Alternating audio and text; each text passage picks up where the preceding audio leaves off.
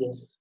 तो दिन में जब हम बात कर रहे थे तो उस समय आप जानते हैं मीटिंग जो थी अपनी वो इनकम्प्लीट रह गई थी, तो मैंने आपको बोला था कि मैं आपको रिकॉर्ड करके डाल दूंगा उस मीटिंग में। तो जो मैं आपको बता रहा था उस वक्त वो ये था, क्या था, आ पैराबोला। सपोज कोई पैराबोला है, parabola y square equal to 4ax, है ना, and a point p 80 square comma 280, इसके ऊपर कोई एक पॉइंट होगा, पैरामेट्रिक फॉर्म है। देन इक्वेशन ऑफ टेंजेंट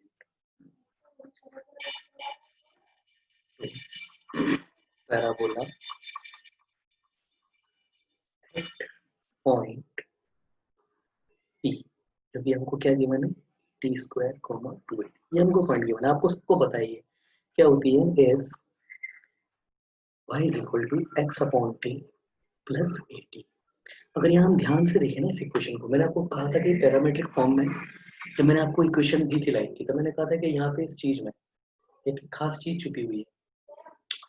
वो चीज क्या थी, देखिए, here प्लस 80, ये आपके पास इक्वेशन ऑफ टेंजेंट है। here स्लोप ऑफ टेंजेंट, यहाँ टेंजेंट का जो स्लोप है, स्लोप ऑफ टेंजेंट कितना है, m equal to 1 upon t, ठीक है ना। इसका मतलब ये हो गया कि अगर मेरे पास कोई पॉइंट है जिसका पैरामेट्रिक कोऑर्डिनेट 80 स्क्वायर कोमा 280, तो उस लाइन की, मैं parabola y square equal to 4x की बात कर रहा हूँ, तो उसका मतलब अगर पैरामीटर, किसी पॉइंट का पैरामीटर t है, तो उस पर इक्वेशन जो टेंजेंट जो होगी उसका स्लोप कितना होगा, 1 अपॉन टी। पहले तो ये बात क्लियर कीजिए आप। अगर किसी पॉइंट का पैरामीटर t है तो उसके ऊपर जो टेंजेंट खींची जाएगी उसका स्लोप जो होगा सीधे सीधे 1 अपॉन टी होगा। इसका मतलब किसी पॉइंट का अगर आपको पैरामीटर पता है t, या फिर अगर पैराबोला के किसी पॉइंट के कोऑर्डिनेट आपको पता है, तो आपको t पता है, और t पता है इसका मतलब आपको 1 अपॉन टी भी पता है, और 1 अपॉन टी पता है तो आपको स्लोप पता है। इसका मतलब क्या हो गया ना, कि पैराबोला के किसी भी y square equal to 4x के केस में पैराबोला के किसी भी पॉइंट पे अगर आपको कोऑर्डिनेट पता है, तो एक्चुअली आपको डायरेक्टली स्लोप ऑफ टेंजेंट पता है, उस पॉइंट पर प्रोपेगेट करिए। पहले तो ये बात क्लियर कीजिए। अच्छा, इसी को अगर एक और चीज देखें, if equation of tangent to parabola is y equal to mx plus a upon m, यही होती है। Then if equation of parabola is y equal to mx plus a upon m at point p, then coordinate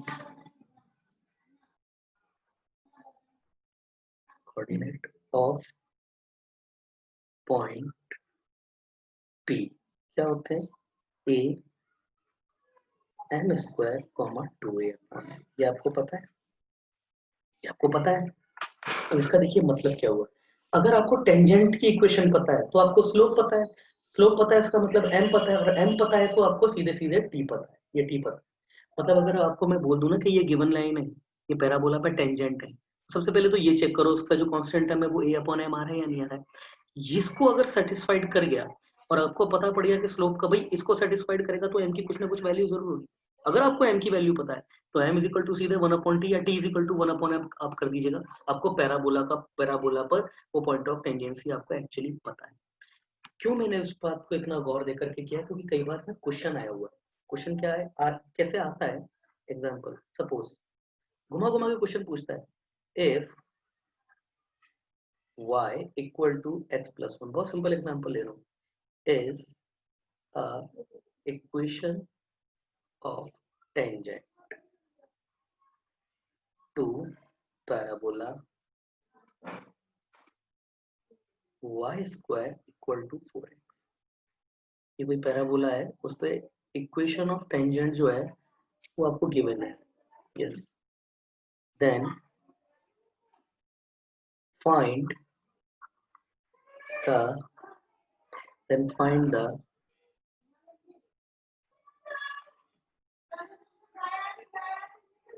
parameter of that point. मतलब उस point के parametric coordinate पूछ लिया आपने। Parameter मतलब उस पॉइंट के लिए टी की क्या वैल्यू होगी। टी की अलग अलग वैल्यू के लिए सारे पॉइंट कवर हो जाते हैं, तो टी की वैल्यू क्या होगी उसके लिए। तो कैसे होगा ये, सबसे पहले तो मैं यहाँ पे चेक करूंगा इसका जो कांस्टेंट टर्म है सॉल्यूशन, दो लाइन का सॉल्यूशन होगा। सी कितना है भैया 1, ए कितना है 1 और एम कितना है 1। तो भैया इससे तो C is equal to A upon M तो हो गया, इसका मतलब ये टेंजेंट तो है। अब दूसरी चीज m आपका कितना होता है 1 अपॉन टी, या फिर अगर दूसरी तरीके से बोला जाए t इज इक्वल टू क्या होता है 1 अपॉन m। तो इसका मतलब क्या हो गया, t आपका क्या हो गया 1, यही पैरामीटर है आपके कोऑर्डिनेट का, है ना। इस तरह के क्वेश्चन आते हैं तो थोड़ा ध्यान रखिएगा इस चीज का। अगली चीज देखते हैं, अगली चीज देखते हैं। एक नोट और है, वो भी मैं आपको लिखा देना चाहता हूँ यहाँ पे। ये बहुत इंपॉर्टेंट नोट है भाई, बहुत इंपॉर्टेंट नोट है इस पर। देखिए, if tangent, sorry not tangent, actually pair of tangent, if pair of tangent are drawn to parabola, किसी भी पैराबोला की बात कर रहा हूं मैं यहाँ पे वाई स्क्वायर एक्स ही नहीं ले रहा हूँ, कोई भी पैराबोला, चाहे वो ट्विस्टेड हो, चाहे रोटेटेड हो या शिफ्टेड हो, कुछ भी हो, किसी भी पैराबोला के लिए if tangent, if pair of tangent are drawn to parabola any to any parabola, actually यहाँ पे any parabola जो है वो ज्यादा बेटर वर्ड है, to any parabola। भाई पेयर ऑफ टेंजेंट डाला जा रहा है तो कहां से, from a point lies on directrix. बहुत अच्छा इंपॉर्टेंट पॉइंट है ये। देन अभी समझेंगे इसको diagrammatically. Then angle between the pair of tangent is pi by 2 and chord of contact is focal chord। अब कई बच्चों को इसका मतलब नहीं समझ में आ रहा, मैं समझाता हूँ। देखिए मतलब क्या है इस चीज का। चलिए मैं कोई लाइन लेता हूँ यहाँ पे, सबसे पहले मैं पैराबोला ड्रॉ करूंगा और अच्छे से ड्रॉ करूंगा कि एक अच्छा डायग्राम आपके पास आए, तो कोशिश करूंगा ये। यस, ठीक है, ये मैं कोई एक पैराबोला ड्रॉ किया। अब ये तो भाई हाथ से ही करना पड़ेगा, देयर इज नो चांस, ये तो हाथ से ही करना पड़ेगा, बट फिर भी अच्छा होगा नहीं। s equal to a comma 0, मैं special parabola y square equal to 4a पे इसको एम्प्लाइज करके बता रहा हूँ, एप्लीकेबल करके बता रहा हूँ। अगर यहाँ पर अगर ये रिजल्ट प्रूफ हो गया तो उसका मतलब हर पैराबोला पर ट्रू हो जाएगा। भाई डायरेक्ट्रिक्स की बात करते हैं, अगर डायरेक्ट्रिक्स की बात करें तो ये डायरेक्ट्रिक्स यहाँ पे ही होगी। यस, ठीक है। ये है आपके पास x plus A equal to 0, तो ऑब्वियसली ये पॉइंट आपका क्या है माइनस ए कॉमा 0, ये तो ओरिजिन है ही सही। ये आपकी y एक्सिस है और ये आपकी, ठीक है। इस पर कोई एक पॉइंट है, कोई भी पॉइंट हो इसके ऊपर, यहाँ से भाई हम क्या है ना, दो टेंजेंट ड्रॉ करा रहे हैं, दो पेयर ऑफ टेंजेंट ड्रॉ कर रहे हैं यहाँ पे। तो करते हैं भाई, पहले तो पेयर ऑफ टेंजेंट ड्रॉ करते हैं। तो बेटा एक टेंजेंट तो ये हो गई, ठीक है ना, एक टेंजेंट तो ये हो गई। और दूसरी टेंजेंट थोड़ा अलग कलर से ले लेते हैं इसको,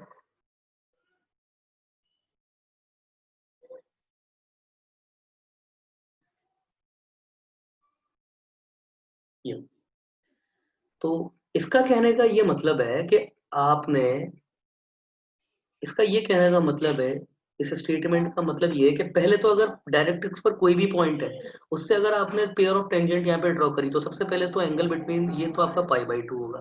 पहली बात तो ये है ना कि ये तो π/2 होगा। और दूसरा ये आपका जो पॉइंट ऑफ टेंजेंसी आ रहे हैं ना, सपोज अगर ये बेटा टी है और अगर ये क्यू है, इसके अभी कोऑर्डिनेट नहीं लिखूंगा, तो इन दोनों को जो मिलाने वाली लाइन है ना, ये लाइन, ये जो लाइन है ये फोकल कॉर्ड होगी। इसका मतलब अगर ये टी है तो ये कितना हो जाएगा, इसका पैरामीटर -1/t। ये बहुत इंपॉर्टेंट है ये चीज। तो इसको अब हम प्रूफ करेंगे भाई कि क्या ये बात सच है, क्या ऐसा हो सकता है क्या। तो करते हैं, चलिए इसको प्रूफ देख लेते हैं इसका ना। दोबारा मैं बता रहा हूँ स्टेटमेंट क्या है, दोबारा सुनिए कि किसी भी पैराबोला पे डायरेक्ट्रिक्स पर अवेलेबल कोई एक पॉइंट है, उससे अगर आपने पेयर ऑफ टेंजेंट पैराबोला पे ड्रॉ कराया तो सबसे पहले उसके ऊपर एंगल ऑफ इंटरसेक्शन तो π/2 होगा, एक चीज। दूसरा chord of contact, chord of contact क्या होता है, पॉइंट ऑफ टेंजेंसीज जो कर्व पे अवेलेबल होते हैं पेयर ऑफ टेंजेंट के, इनको मिलाने वाली लाइन, ये फोकस से पास होगी, मतलब ये फोकल कॉर्ड होगी। Chord of contact, chord of contact is a focal chord, ये उसने बात बोली। तो देख लेते हैं भाई ऐसा है या नहीं, अभी देख लेते हैं, है ना। तो सबसे पहले तो मैं क्या करता हूँ ना, ये मैं मानता हूँ ये पॉइंट पी है टी, इसको मैं प्रूफ करता हूँ। प्रूफ कैसे करूंगा, मैं फोकल कॉर्ड लेता हूँ, फोकल कॉर्ड लेकर के मैं इसके ऊपर टेंजेंट है उनका इंटरसेक्शन पॉइंट निकाल लेता हूँ क्या होता है। अगर वो इंटरसेक्शन पॉइंट डायरेक्ट्रिक्स पे आ गया तो ठीक है, उसके बाद फिर इनका एंगल काउंट कर लूंगा। तो आप देखिए intersection point, intersection point of tangent at P जिसका पैरामीटर टी है एंड क्यू जिसका पैरामीटर 1/t है, इज क्या होगा। इस पॉइंट को मैं पी इसको नाम दे दिया, क्यू इसको नाम दे दिया, तो इसको अच्छा इसको भी पी नाम दिया है क्या, इसको पी नहीं नाम देंगे, तो पी नाम नहीं देंगे, पी नाम देने से भी प्रॉब्लम हो जाएगी। इसको हम टी नाम देते हैं, बेटा ये टी है पॉइंट, है ना, इस टी। तो आज ही हमने पढ़ा था फॉर्मूला, हमने आज ही देखा था फॉर्मूला, बता देता हूँ क्या, कि अगर T1 एंड T2 इस पर अगर हमारे पास टेंजेंट अगर हम ड्रॉ करते हैं तो क्या होता है, इसके एक्स कोऑर्डिनेट क्या होता है, इसका एक्स कोऑर्डिनेट इसके एक्स कोऑर्डिनेट का क्या होता है, ज्योमेट्रिकल मीन, और इसके वाई कोऑर्डिनेट क्या होता है, इन दोनों के वाई कोऑर्डिनेट का अरिथमेटिक मीन। तो हमारे पास क्या है, ये पॉइंट हमारे पास क्या है, ये पॉइंट होगा हमारे पास AT² 280। एंड ये पॉइंट हमारे पास क्या होगा, ये पॉइंट, यस ये पॉइंट मैं यहाँ लिख देता हूँ, ये पॉइंट हमारे पास होगा A/T² -2A/T, ये -2A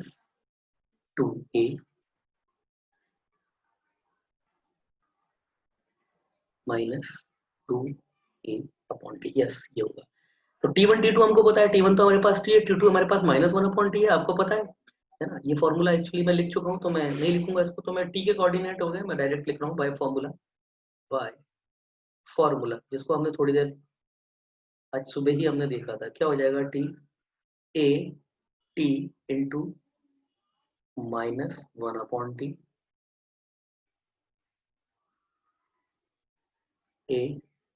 T into -1/T, and ये कितना हो जाएगा, ये T -1/T, T1 + T2 होता है, T1 ये प्लस T2, तो मेरे पास T क्या आ गया, ये देखो ध्यान से देखो, T कितना आ जाएगा, -A, T -1/T, और ये A आ गया।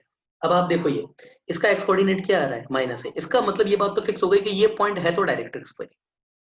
इसका मतलब मैंने क्या प्रूफ करा कि मैंने एक पॉइंट फोकल कॉर्ड ली, फोकल कॉर्ड के एक्सट्रीमिटीज में मैंने टेंजेंट ली, टेंजेंट लेकर के उनका इंटरसेक्शन पॉइंट देख लिया तो वो यहाँ पर ही आ गया, इसका मतलब डायरेक्ट्रिक्स पर ही आ गया। इसका मतलब एक चीज तो प्रूफ हो गई कि अगर आप फोकल कॉर्ड के एक्सट्रीमिटीज पर अगर आप टेंजेंट खींचते हैं तो इंटरसेक्शन पॉइंट आपका डायरेक्ट्रिक्स पर आता है। इसका मतलब बात उल्टी वही तो हो गई कि अगर डायरेक्ट्रिक्स के किसी पॉइंट पर अगर आप फोकल अगर पेयर ऑफ टेंजेंट खींचोगे, पेयर ऑफ टेंजेंट खींचोगे तो कॉर्ड ऑफ कॉन्टेक्ट आपका क्या होगा, फोकल कॉर्ड होगा। इसी बात को ऐसे बोल दो कि फोकल कॉर्ड के एक्सट्रीमिटीज पर अगर टेंजेंट खींचेंगे तो इंटरसेक्शन पॉइंट डायरेक्ट्रिक्स पर होगा, बात तो एक ही है।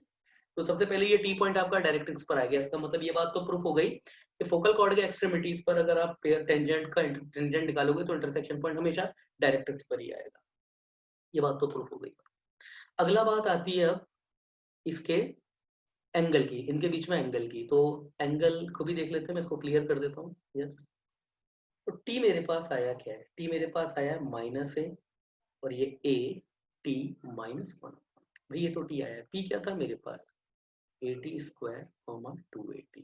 क्यू क्या था मेरे पास, क्यू था मेरे पास A/T²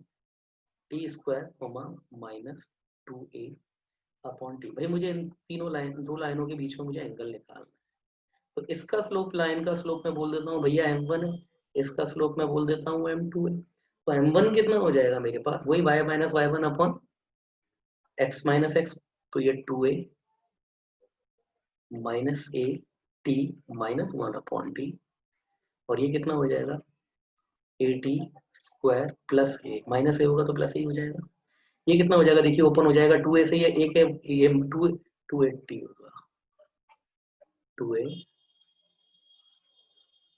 280 होगा, 280 से ये 80 एक बार हो जाए तो एक बार कैंसिल हो जाएगा, तो ये 80 -a/t। यस, ये a कॉमन t² +1। अच्छा, ये माइनस माइनस होगा ना, तो फिर ये प्लस हो जाएगा, यहाँ पे ये माइनस है ना बेटा, y2 - y1, तो ये प्लस हो जाएगा फिर, है ना। तो अगर मैं इसका लिए a अगर कॉमन ले लूँ, तो ये t² +1 अपॉन ये t कॉमन में, और ये t² +1, और एक ये a इसका भी, तो ये a से a गया, ये पूरे से पूरा गया, आंसर आ गया 1/t। m2 कितना आएगा, वैसे m2 निकालने की भी जरूरत नहीं है, क्यों, अगर इसका पैरामीटर t था तो इसका पैरामीटर सीधे -1/t था, तो मुझे देखते से पता पड़ गया कि ये पॉइंट मेरा कितना आ जाएगा, -t आ जाएगा। ये जस्ट फ्लिप होकर के ही तो आया था ना ये, मगर फिर भी हम लोग निकाल लेते हैं, निकालेंगे तो देखिए क्या होता है, क्या आएगा m2, ये होगा मेरे पास 2a माइनस का upon T -a t -1/t, और ये आपका a/t² प्लस का a। तो देखिएगा a से तो एक कैंसिल हो जाएगा सबसे पहले, तो 2t -t +1/t, if I'm not wrong, yes। एक मिनट, कुछ गलत तो नहीं कर दिया मैंने, ये -280 है, ये माइनस था, यस, और ये तो हट ही गया, 1/t² +1।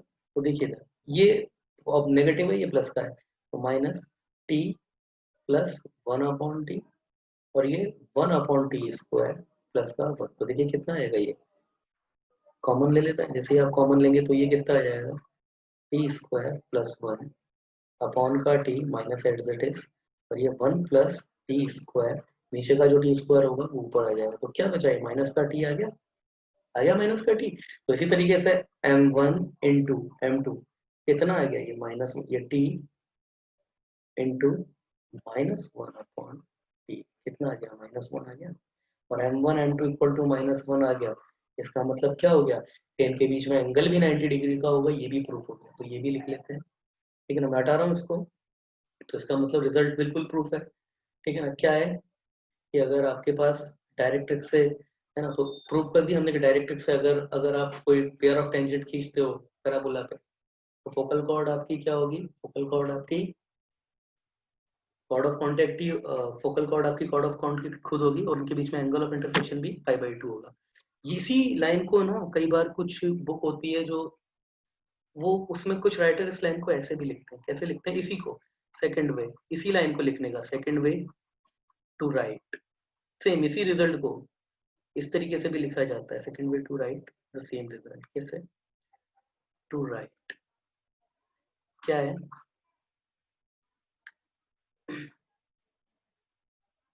Intersection point of tangent at extremities, extremities मतलब end points, extremities of focal chords lies over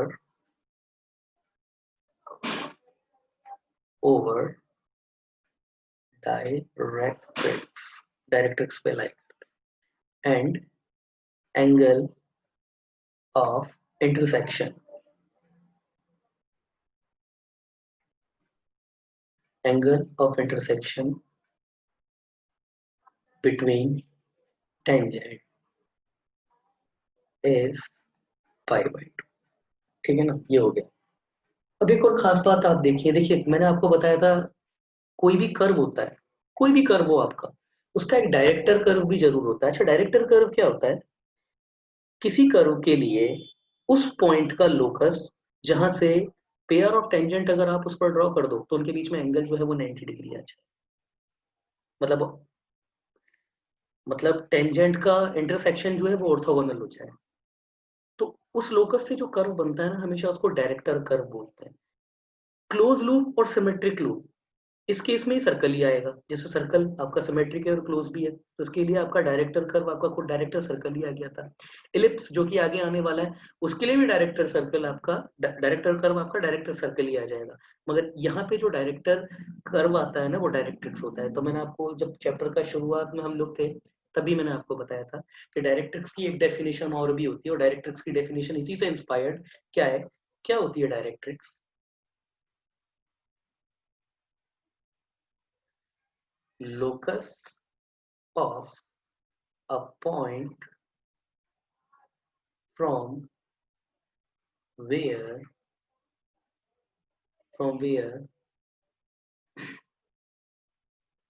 angle between tangent to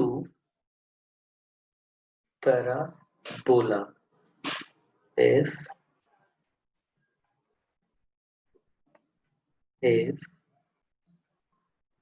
always π/2।